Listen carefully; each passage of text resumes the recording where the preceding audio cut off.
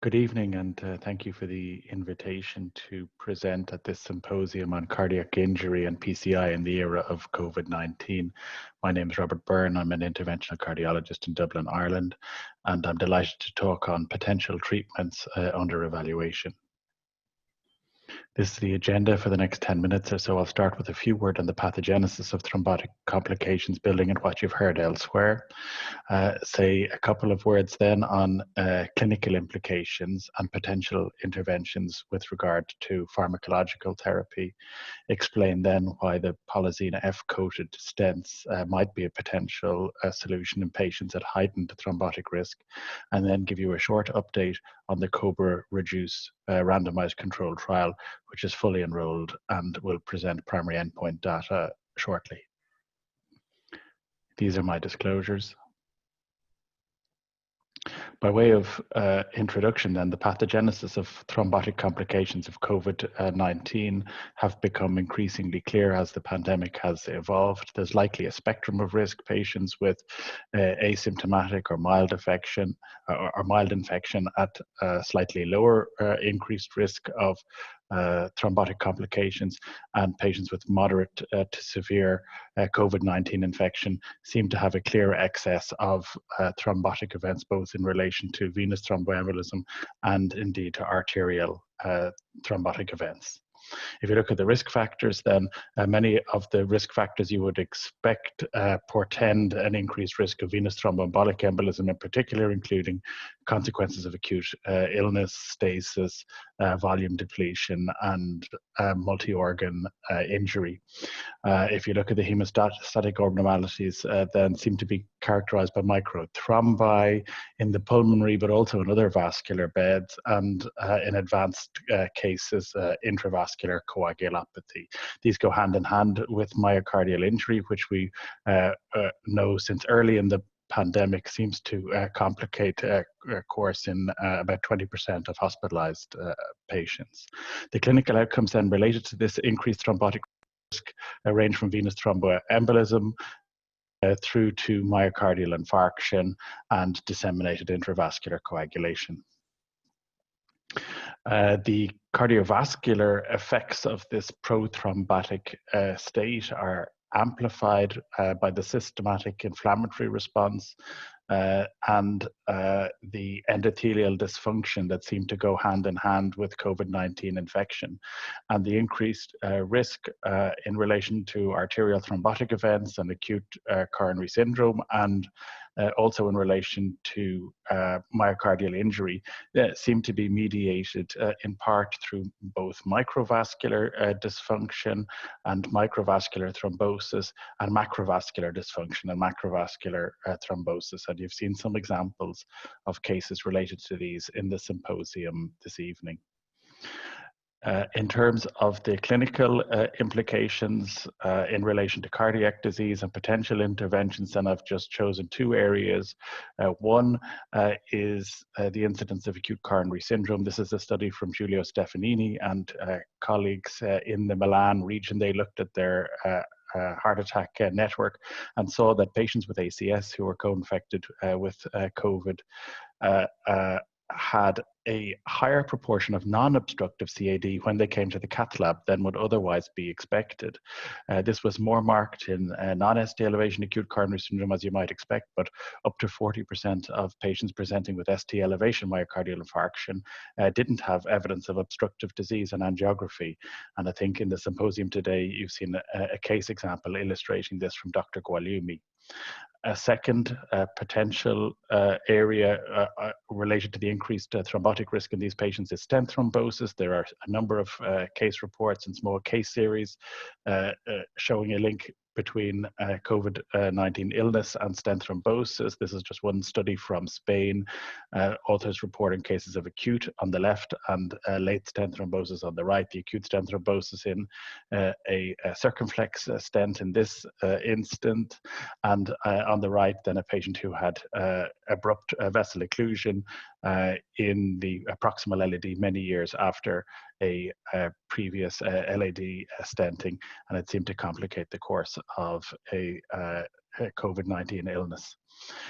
What can be done about this increased thrombotic risk? Well, in terms of current guidelines, there are a number of sources out there. This is from the NIH, but the ESC also has a document, and many of the other professional societies have guidance documents in relation to antithrombotic therapy.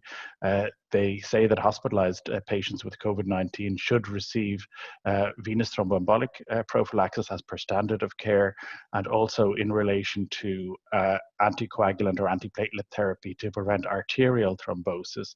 They say this is not indicated outside the standard of usual care in patients who don't have COVID-19. So we know there's a problem, but there isn't a specific guidance in terms of antithrombotic therapy at the moment. This is a position paper, Bigdelli et al., published in JACC on the cardiovascular and thrombotic complications of COVID-19. Apologies for this busy slide, but they call out in this table areas that require further investigation. You could see there's quite a few areas that require further investigation, but one is whether or not higher dose of anticoagulants confer net benefit. And while there aren't many studies examining the impact of antiplatelet therapy in terms of antithrombotic therapy with heparin, there are a number of studies ongoing. This, I think, is the largest, randomizing up to 3,000 patients. The treatment allocation is to heparin, either unfractionated heparin or therapeutic low molecular weight heparin, compared with usual care. Another approach that would apply particularly to patients at increased thrombotic risk who require coronary stenting would be to use stents that have pro-healing and antithrombotic properties. The Cobra PZF nano-coated coronary stent is one such stent. A cobalt chromium stent thin strut coated with a nano-coating comprised of polysine F, which is a stable fluorinated polymer. It has been shown in non-clinical studies to be thromboresistant, non-inflammatory, and pro-healing. You'll see some more data on non-clinical studies presented later in this session. This is one study from 2016 comparing Cobra PZF with vision bare metal stent and porcine model, and you can see here on the right of the slide that there was a significant reduction in neointimal area with the Cobra polysine F coated stent compared to the bare metal stent, and also in markers of inflammation in terms of struts with the granuloma or inflammation score seemed to be lower with the Cobra polysine F coated stent as compared with the bare metal stent. Ex vivo model investigations. These are some studies over the last couple of years performed by CV Path, show evidence of less platelet deposition on the Cobra PZF as compared with the bare metal stent. And you can see that nicely highlighted here in the representative images in the top left, and also significantly lower clot burden when compared with the Synergy drug-eluting stent, as you can see here on the right. Clinical data with the stent is building, first in man study through to a pivotal study through to broad clinical use registry in terms of the eCobra registry. The pivotal study, the PZF Shield trial, 9-month clinical outcomes reported by Cutlip and colleagues back in 2017. 296 patients, you can see low rates of target lesion revascularization, 4.6%, and no cases of stent thrombosis. eCobra registry then was a broad clinical use registry. 940 patients were enrolled in France.